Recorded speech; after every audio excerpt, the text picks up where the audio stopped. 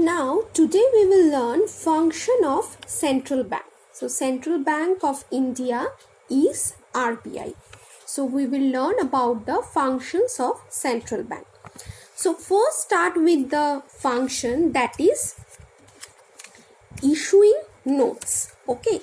So central bank has that monopoly power of issuing notes. Okay. And this is also called bank of issue. So except central bank, nobody has the power to issue notes. So that is very important point. Now next point is banker to the government. So what is this?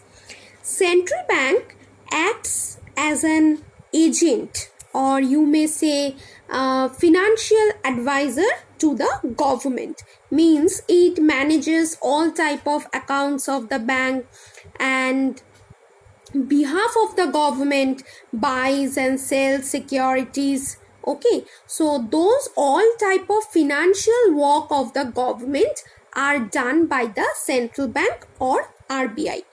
And central bank also offers loans to the government, okay, against various type of obviously government security. Means whenever government in need, then central bank helps government. Okay, and government often seeks loan from central bank, that is RBI. Okay, now come to the third point, that is banker bank. Initially we have learned that is banker to the government. Now bankers bank. Now what is this? Just like the government, central bank also acts as an agent of commercial bank. So how? It has almost the same relation with the other bank in the country as a commercial bank has with its customer. How? It accepts deposits from the commercial bank. Means commercial bank accept deposit from us, means the customer, and RBI accepts deposit from the commercial bank and offers them loan also. Now here is one important point. The rate at which the central bank offers loan to the commercial bank, that is called repo rate, which we will learn about later. And also that rate at which commercial banks are allowed to park their surplus funds with the RBI is called reverse repo rate. Okay, so two most important point, repo rate and reverse repo rate. Okay, repo rate at that rate where commercial bank takes loan from the RBI and RBI charges a repo rate of interest, which is called repo rate, and reverse repo rate where commercial banks are allowed to give their surplus fund to the RBI, against that repo rate reverse repo is charged. Now this next point is lender of last resort. So what is this?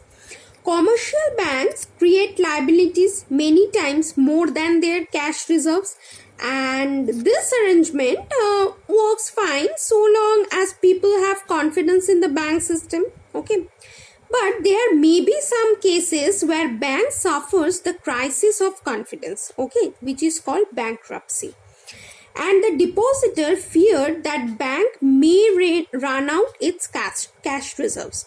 They start withdrawing their deposits beyond what the bank can afford at a time. Okay, so one at a time. If all the customer used to come and ask their money, then it is not possible for the commercial bank to return all money to all the customers. So in that case, RBI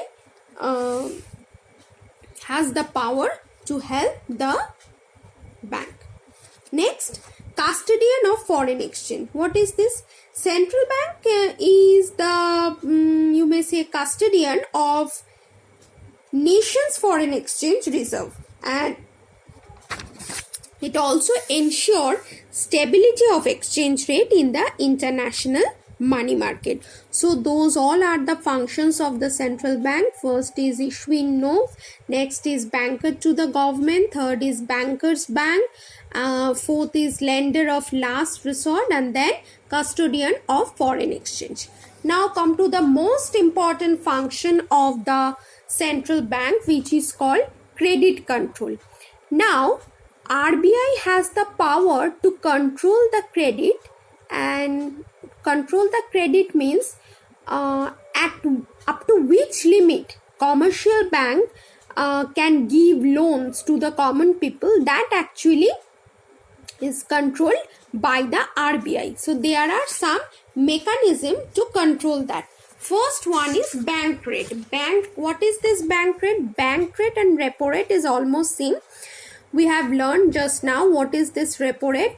The rate of interest which is charged by the RBI to the commercial bank against the loan, that is called repo rate. So during the inflation time, RBI uses to increase the repo rate, so that if RBI increases the repo rate, then automatically commercial bank has to give more amount of money to the reserve bank, then automatically their cash reserves will decrease, and whenever their cash reserve will decrease, then automatically the power to give the loan or the loan amount will decrease. Then that will be the mechanism to control the credit, by increasing the bank rate or increasing the repo rate during the inflation, and just vice versa during the deflation also.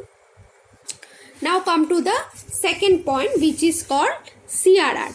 CRR means cash reserve ratio. Now what is this cash reserve ratio? This is a proportion of total deposits of the commercial bank which they must keep as cash reserves with the RBI, and this is obviously fixed by the central bank. Now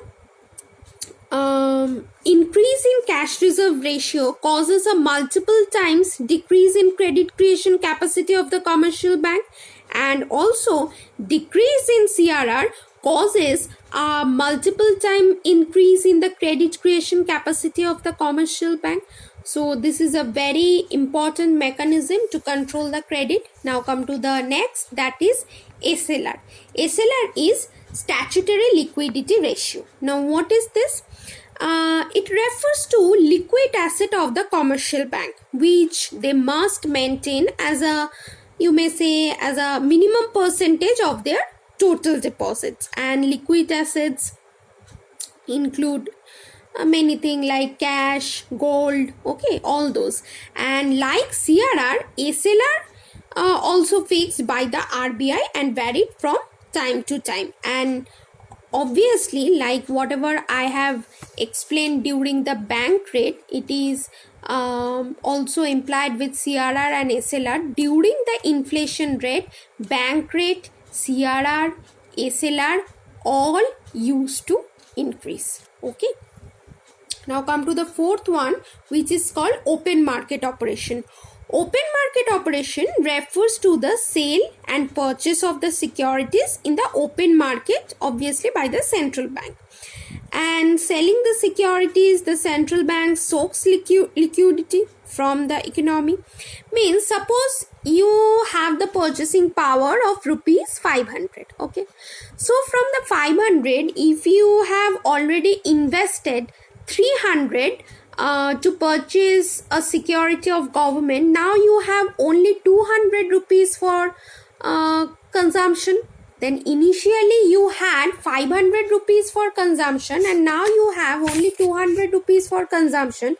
So automatically your purchasing power will decrease, and whenever your purchasing power will decrease, then your demand will fall, and inflation will be checked through open market operation like this. Next is margin requirement, and I want to tell you all those above points like bank rate, CRR, SLR and open market operation are under quantitative instrument of monetary policy. Now we will learn that is margin requirement, which is qualitative instrument of monetary policy. What is this? The margin requirement refers to the difference between the current value of the security offered for the loan and the value of loan granted. Suppose a person mortgages his house, suppose rupees 50 lakh, okay. Then with the bank for a loan need to suppose 30 lakh. Okay, so margin requirement is lowered in case the flow of credit is to be increased. Often the margin requirement is kept high for speculative activities. Okay, so those all are the mechanism to credit control by the RBI: bank rate, CRR, SLR, open market operation, and margin requirement.